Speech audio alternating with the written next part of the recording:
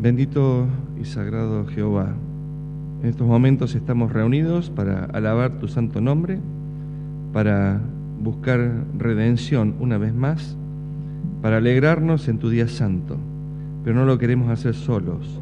Invocamos la presencia de tus santos ángeles que se unan con nosotros en las alabanzas y en este culto. Suplicamos la presencia del Espíritu Santo sobre cada uno de nosotros y que Jesús se haga presente a través de él. Y te dedicamos este culto para alabanza, para tu gloria, para tu honra y para nuestro crecimiento. En nombre de Jesús, amén. Es realmente un privilegio cada vez que me toca pararme aquí al frente a compartir la palabra de Dios, y no solamente con ustedes, sino con todos los que lo están escuchando por la radio. Espero que estos momentos de meditación sean dirigidos por el Espíritu Santo para que lleguen a lo profundo de nuestro corazón. Esta semana le comentaba a Pablo recién, antes de que ingresáramos, fue una semana muy difícil. Llegó la invitación para venir a predicar y realmente la lucha fue muy, muy intensa esta semana para poder llegar hasta acá. Y eso a mí me da tranquilidad, porque asegura de que Dios quiere hacer llegar un mensaje, pero el enemigo no quiere que llegue. Y por ahí el que predica se pone en manos de Dios, pero también es importante que el que escucha se ponga en manos de Dios. Y hoy es un sábado muy especial para mí, porque estoy dando examen. Creo que hace mucho tiempo no tenía un examen tan fuerte. Estoy predicando frente a mi maestra, cuando yo era chico, mi maestra de escuela sabática. Y creo que es la primera vez que me escuchas un sermón. La segunda, bueno. Entonces me quito presión de arriba. Me acuerdo, ahora estábamos en la otra parte de la iglesia, en la iglesia antigua. Pero es un privilegio estar frente a cada uno de ustedes para poder meditar sobre la palabra de Dios. Y yo quiero hacer una pregunta a ustedes, los quiero poner ahora a examen a ustedes. ¿Alguno se acuerda de cuál fue el tema del último sermón que di? A ver, Carmen. Desestructurarse.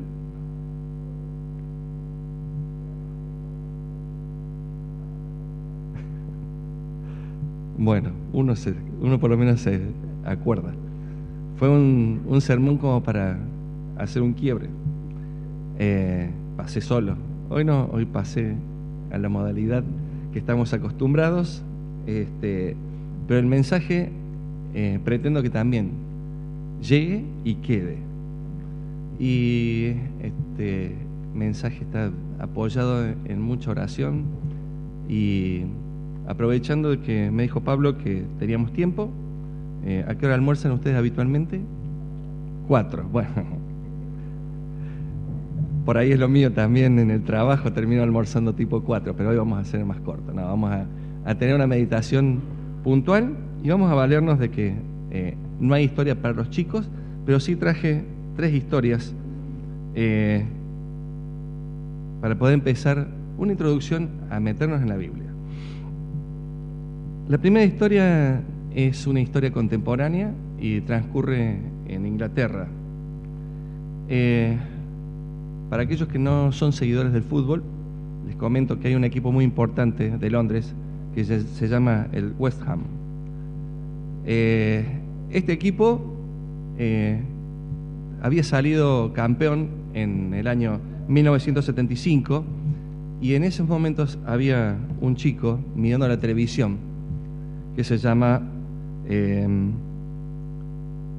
me escapó el nombre ahora Steve Davis, se llama este muchacho. Él estaba mirando la pantalla con 9 años y dijo: este equipo es poderoso, yo me voy a hacer hincha de este equipo.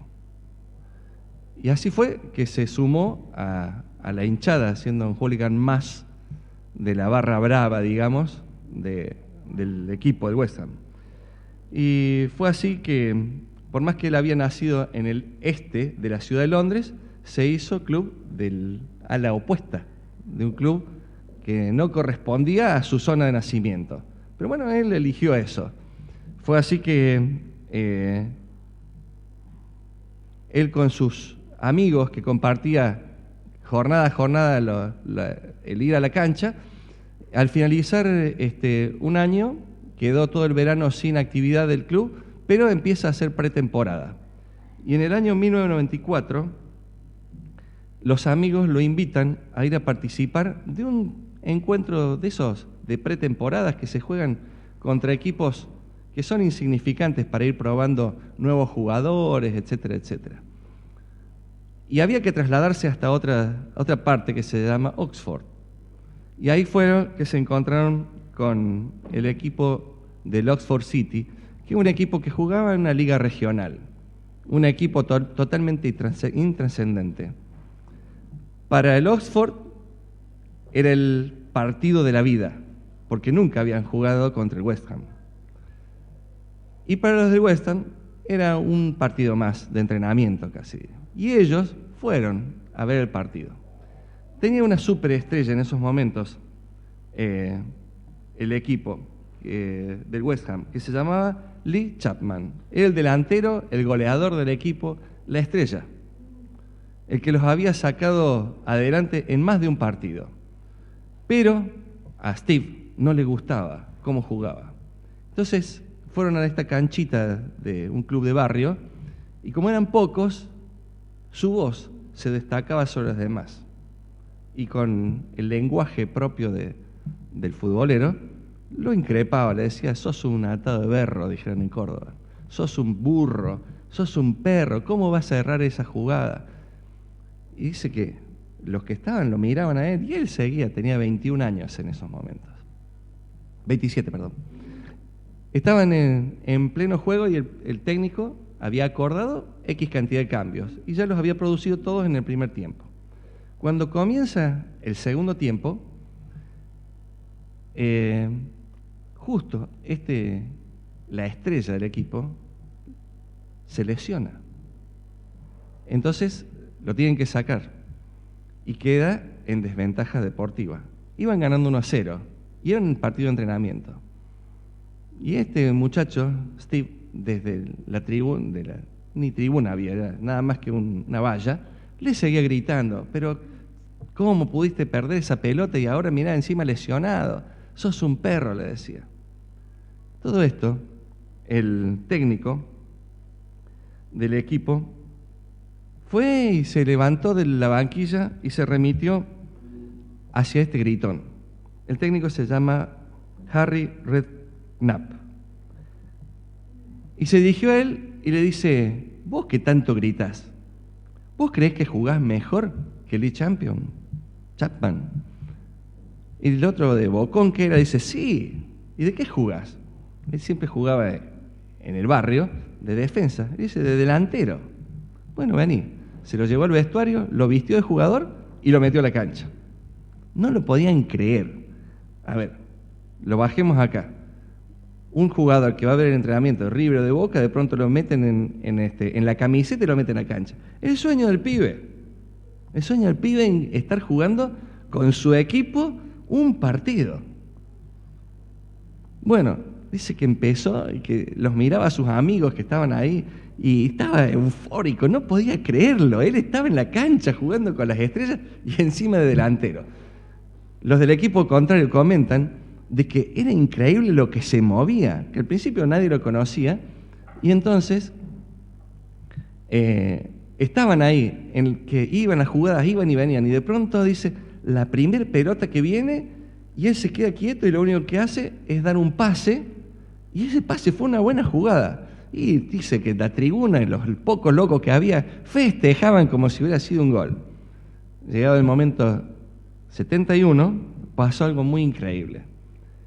Viene una pelota, la baja de pecho, está solo frente al arquero, corre 3 pasos, la tira y se la clava en el ángulo y sale gritando como loco: hizo un gol en el West Ham. Realmente tocaba el cielo con las manos. A todo esto, el relator de La Voz del Estadio se acerca al técnico y le dice: discúlpeme, ¿quién es este que ha entrado? Porque no lo conocemos y no lo tenemos en el listado. Y el técnico, que era muy ocurrente, le dice: ¿vos no has mirado el último mundial? No sé por qué me lo pregunta, dice dice, esta es la leyenda húngara. ¿Qué leyenda húngara? Se llama Titishev. Titishev. Se fue al otro, a La Voz del Estadio, agarró el micrófono y dice: y aquí estamos viendo en movimiento a la gran estrella húngara, Titishev. Dice que todos se reían porque el único que no se había enterado de lo que pasaba era La Voz del Estadio. Todos los demás habían visto que había entrado uno de la tribuna, pero era ilógico y el tipo lo creyó. El cierre de la historia es que el partido culminó 4-0, pero lamentablemente el gol de Titishev no contaron porque había sido hecho en posición adelantada. Pero ¿quién le quitaba a él lo vivido? ¿Quién le quitaba? No había forma de que hasta el día de hoy no sea una leyenda en el este de Londres que Steve haya jugado con el West Ham. El sueño del pibe. ¿Qué sueño tengo yo? Primera pregunta para que dejemos pendiente. ¿Con qué sueño vine hoy aquí a la iglesia? ¿Qué me motivó a venir a la iglesia? Steve la tenía muy en clara. Voy a pasar a otra historia. Me voy a la ciudad de Córdoba, año 1996. En el año 1994,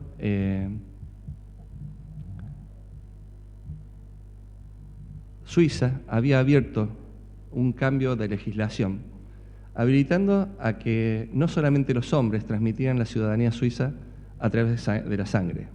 O sea, todos los hijos de suizos en el extranjero tenían la posibilidad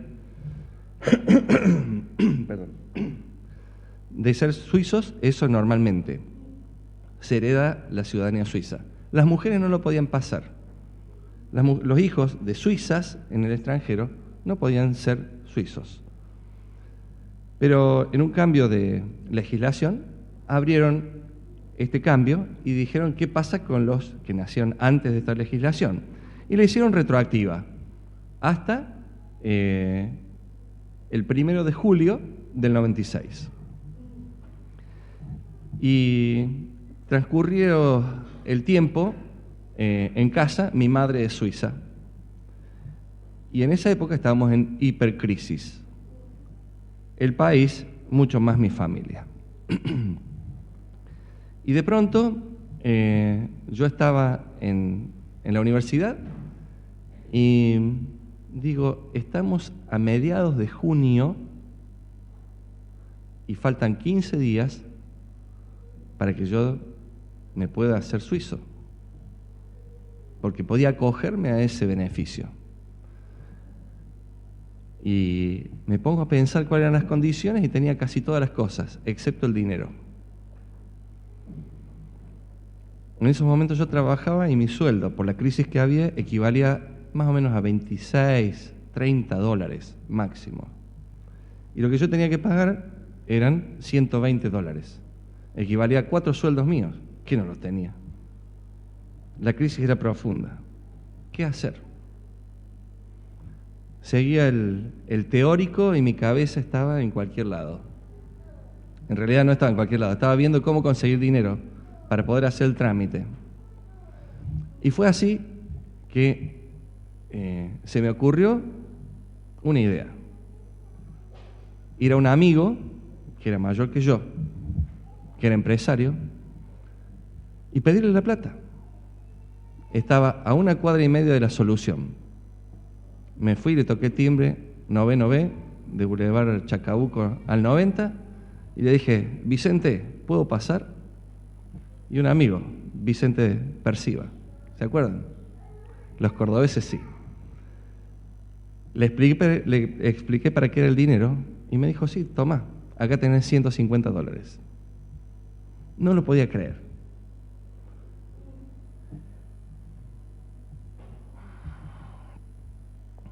Hoy tengo mi pasaporte argentino y mi pasaporte suizo. Tengo una doble ciudadanía. Acá surgen dos preguntas.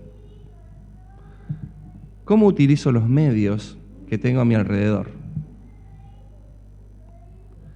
Y después, la siguiente pregunta, ¿cómo vivo cada día? ¿Como argentino o como suizo? ¿Tiene más beneficio ser argentino o ser suizo? Les aseguro que son distintas. Pero acá está. Tengo doble ciudadanía a nivel humano. Es una historia cortita, pero después se unen. La tercera historia, vamos a ir a la Biblia. Vamos a buscar 2 Samuel 9.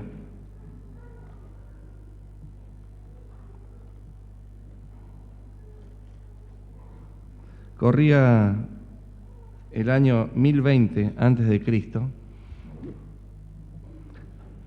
Saúl había sido derrotado en batalla y había muerto. Se había lanzado sobre su propia espada para morir. Y la costumbre en esos momentos era de que cada rey, cuando perdía una batalla, no solamente perdía la batalla, sino que perdían la vida toda la familia. O si no, eran llevados como esclavos.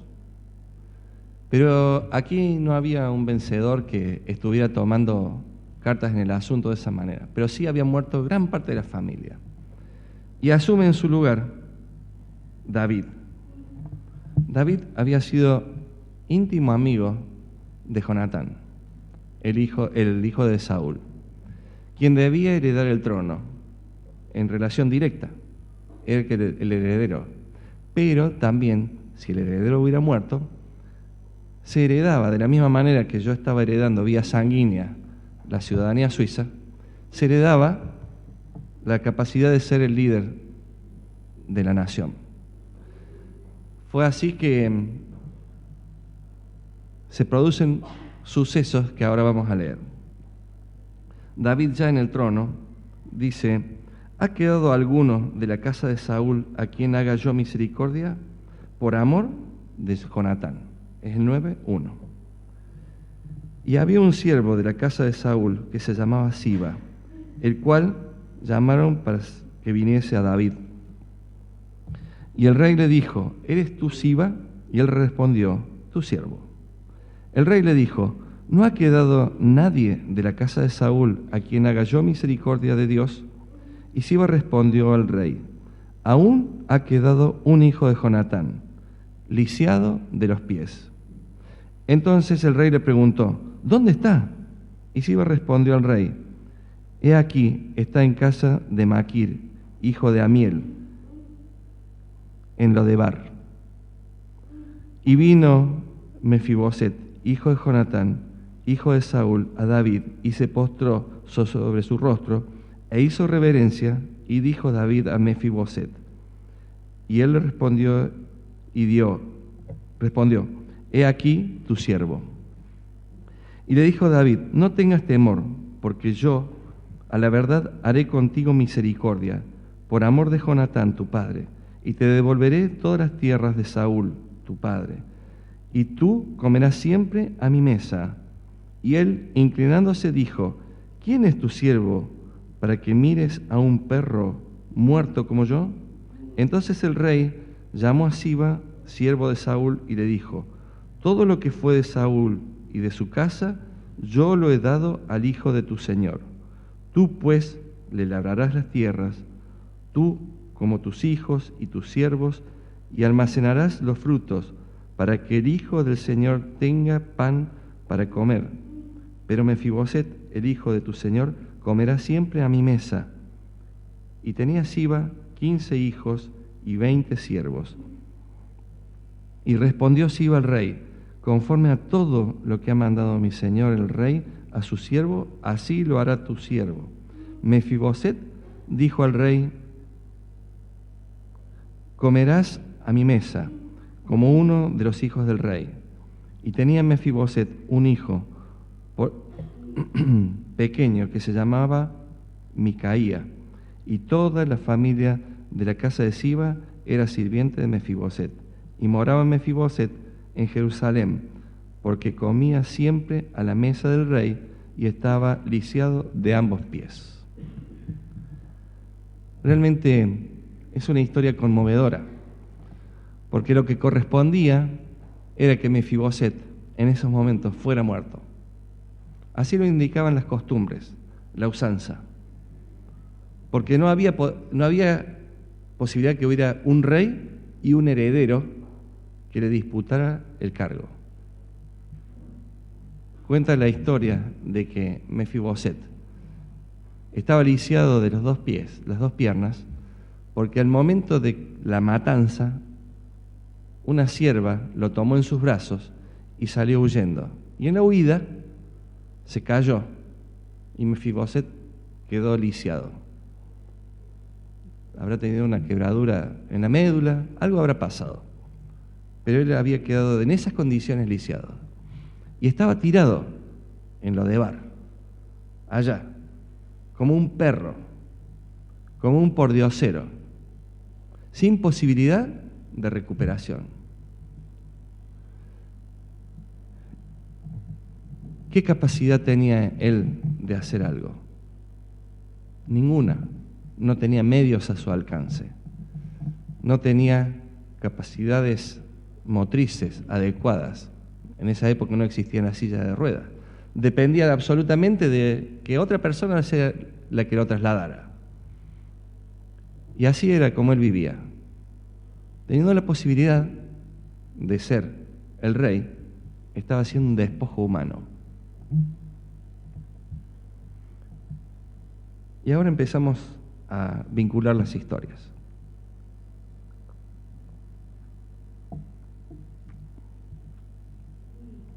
Yo les contaba, tengo en mis manos los dos documentos que acreditan mi doble ciudadanía. Pero en realidad tengo una tercera ciudadanía, que es la celestial. Y yo les decía, ¿cómo vivo? ¿Como argentino o como suizo? Para salir del país utilizo el documento argentino, porque me facilita la salida. Pero para entrar a otro país, con este pasaporte, paso sin problemas. No me piden absolutamente nada. Con mostrar que soy suizo y que la foto que está aquí adentro es la mía, me comparan y es suficiente. Paso, porque ser ciudadano suizo es estar dependiendo de un país que es neutral. Es un país protegido. Hay pocos países que tienen esta alternativa. Luxemburgo, que son menos que Suiza, Austria y Suiza. Esos pasaportes son los tres de color rojo. Y tener un pasaporte rojo en el mundo te da el pase libre. Mefiboset estaba como yo antes de haber sacado la ciudadanía suiza. Tenía la posibilidad de ser rey y sin embargo no podía. Era rico por herencia, pero no la disponía. Tenía la posibilidad de tener sirvientes que lo trasladaran y pudiera tener mejor calidad de vida. Y no podía, porque no tenía los medios. Pero tenía la potencialidad de eso.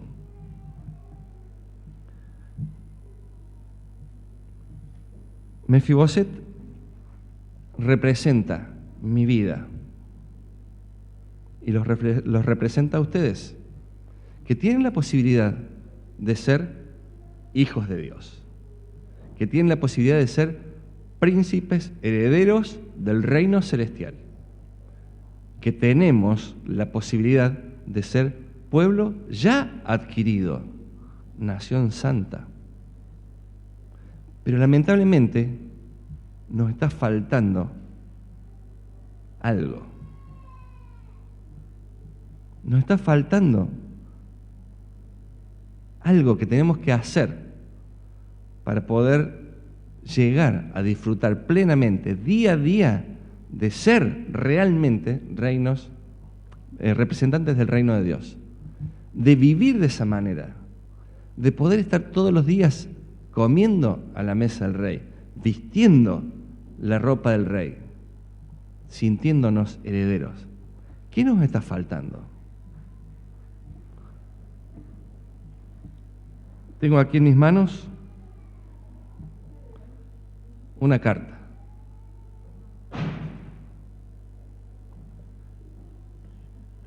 Esta carta tiene solamente una carilla. Y lo que comenta esta carta es una situación muy simple de la vida. Fecha del 2 de julio de 2010. Pero saben, esta carta es la última carta de mi papá. Él ya estaba con su cabeza enferma. Después me enteré que para escribir esta carta estuvo horas, porque no podía alinear los pensamientos. Pero él sabía de que como padre me tenía que dar un mensaje. Aún desde la enfermedad, aún de estar perdido, aún de no reconocerme. Y me contó algo muy simple, lo que le pasaba en ese momento. Pero me puso algo más. Me puso esto. Es una estampilla. Y yo sé lo que representa esta estampilla. La estampilla es nada más que esta parte de abajo. Pero para los que han visto alguna vez en el Club de Conquistadores algo de cosmografía, saben de que acá estas forman la Cruz del Sur. Él me enseñó de que la Cruz del Sur, mientras estuviera en el hemisferio sur, siempre me iba a indicar ciertamente dónde estaba la Cruz del Sur. Y si yo lograba ubicar dónde estaba la Cruz del Sur, yo podía ubicarme en el universo. Yo podía ubicarme en la vida. Él me dejó esta carta y la conservo con muchísimo amor. Es la última carta que me escribió. Los consejos de él quedan para siempre. Yo tengo los medios en mi corazón que él me dejó para ubicarme en la vida, para ubicarme en los problemas, para ubicarme geográficamente. Pero más allá de todo lo humano que nosotros disponemos, nosotros tenemos la ventaja de que tenemos hoy esta carta.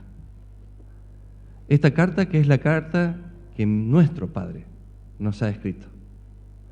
Y nos ha dejado claridad en lo que tenemos que tener nosotros para guiarnos en cada uno de los pasos que tenemos que dar en la vida. Y en estos momentos, yo quiero que busquemos... cambié de Biblia y me quedó la marca en la otra. Cuando le preguntaron los discípulos a Jesús cuáles eran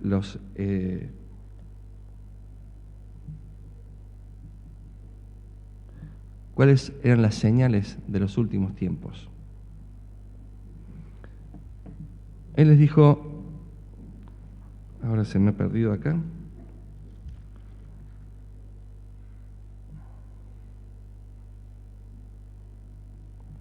dijo que no tenían que temer, que ellos iban a escuchar que iban a pasar cosas muy malas en el mundo, que iba a haber guerras y rumores de guerra. Mateo 24. Mateo 24, 13. 3. Gracias, Pablo.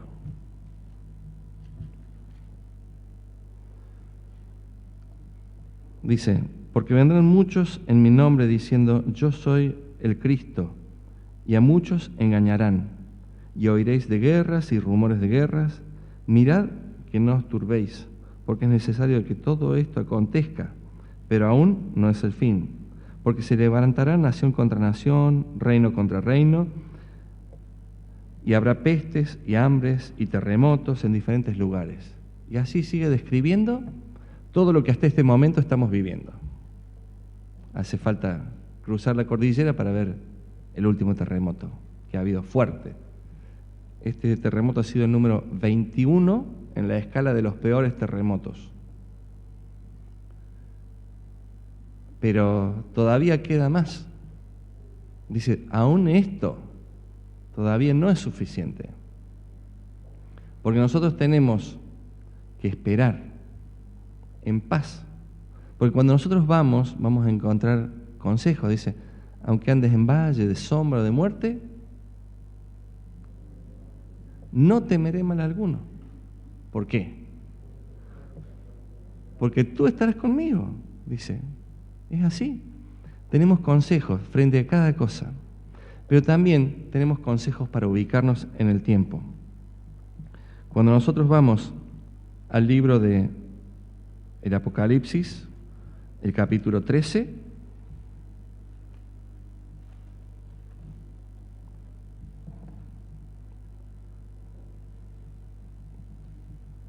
los versículos del 11 en adelante, dice, después vi otra bestia que subía de la tierra y tenía 2 cuernos semejantes a los de un cordero, pero hablaba como dragón, y ejerce toda autoridad de la primera bestia en presencia de ella, y hace que la tierra y los moradores de ella adoren a la primera bestia, cuya herida mortal fue sanada.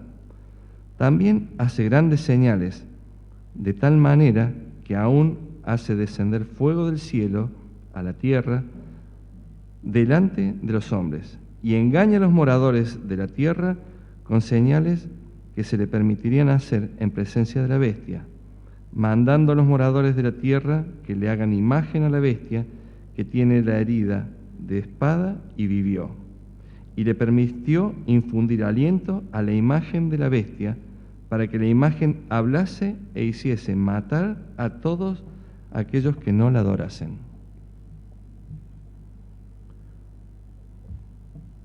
Esto es una marca semejante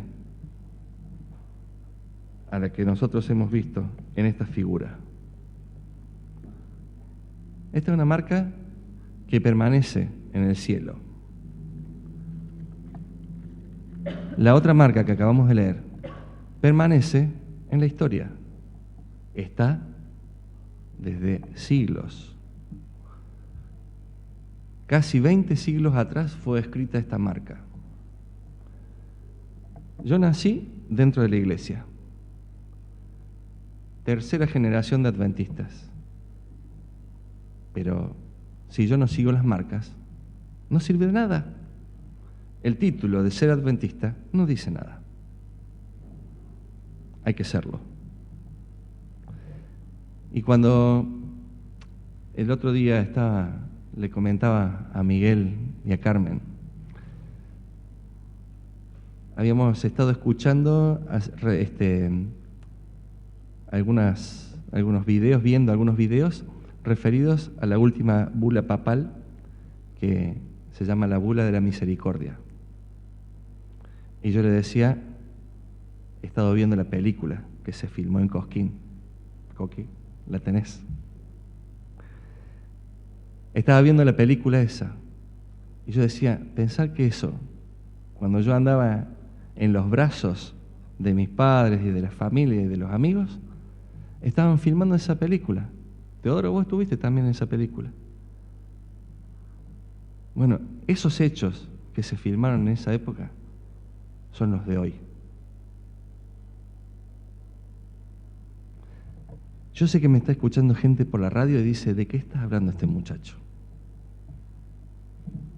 Yo les digo, vuélvanse a la Biblia. Ahí está la marca que Dios nos ha dejado para que nosotros sigamos hacia la salvación de nuestras vidas. La Biblia termina en el capítulo 22 de Apocalipsis. En los últimos versículos, Jesús deja las últimas palabras para que nosotros estemos tranquilos.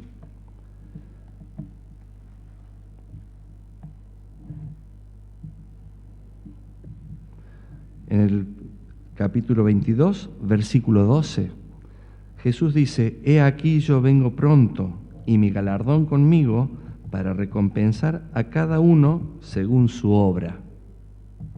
Yo soy el Alfa y la Omega, el principio y el fin, el primero y el último». Jesús expresó esto para darnos tranquilidad. El mundo está teniendo cambios muy fuertes, muy rápidos, a los ojos humanos.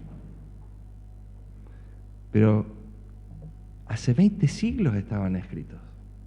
Yo nací sabiendo esto y hoy doy certeza de que la Biblia es cierta porque lo que a mí me comentaron del cumplimiento de Apocalipsis capítulo 13, hoy es una realidad.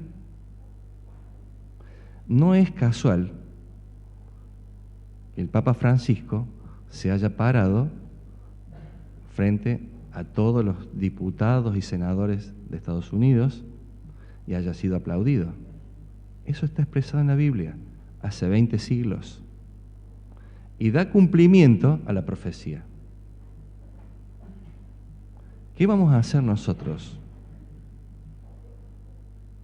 Los que estamos aquí estamos estudiando la Biblia. Sabemos que tenemos que profundizar, que tenemos que juntarnos a orar, que tenemos que hacer miradas introspectivas, pedir perdón, tener cambios profundos en nuestra vida, acomodar cada punto que tengamos suelto dentro de nuestra vida, todas las falencias que tenemos, ponerlas a los pies de Cristo, pedir perdón, porque los tiempos que se vienen son los últimos. Y esto no es ser alarmista, es ser realista. Tan simple como eso, es ser realista. Lo hemos visto, lo hemos leído los que estamos estudiando la Biblia hace mucho tiempo. Y si vos estás en la radio escuchándome, busca un lugar donde te enseñen a estudiar la profecía de Daniel y de Apocalipsis. Eso está expresado hace muchos siglos para que hoy tengamos tranquilidad de que no va a haber una guerra mundial que van a ser tiradas bombas atómicas. No va a haber una inundación que nos vaya a tapar por el calentamiento global, que se vayan a derretir los polos, nos muramos de sed porque no hay más agua dulce. No va a ser la contaminación que nos va a matar, no va a ser la deforestación que nos va a llevar a la muerte. No nos vamos a morir de hambre por falta de alimentos. Dios tiene escrito esto, sabe lo que va a suceder y lo tiene expresado. Esta tierra termina con la segunda venida de Cristo. La historia que conocemos tiene ese final. Las iglesias protestantes, la Iglesia Católica, lo saben, sin embargo no lo predican. Está en el credo de la Iglesia Católica diciendo, creo en la segunda venida de Cristo, y nadie lo pone en el tapete, nadie lo pone en el cartel. Estamos todos, incluyéndonos nosotros, inmersos en los problemas del día a día,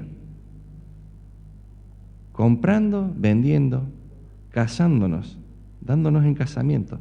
La Biblia así lo expresa, creyéndonos que somos ricos y que nos hemos enriquecido. No hago más que nombrar textos que están en la Biblia, sin leerlos directamente, sino porque los que estudiamos la Biblia lo sabemos. Situaciones cotidianas que nos llevan a estar como locos, sin poder frenar y buscar hacer la voluntad de Dios.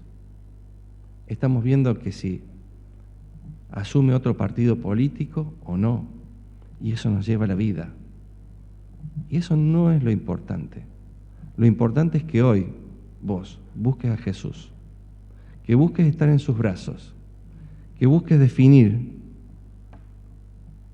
qué ciudadanía vas a asumir, la terrenal o la celestial.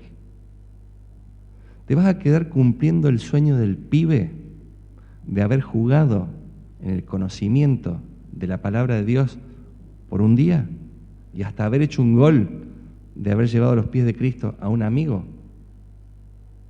¿Y vos te vas a perder?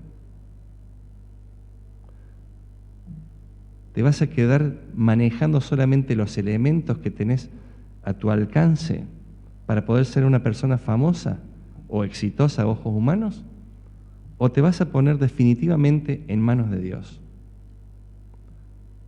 Esto que estoy comentándolo no es una advertencia, es un clamor, es un llamado a que vuelvas a Cristo. Si vos estás en tu casa, solo, arrodíllate y pedí perdón.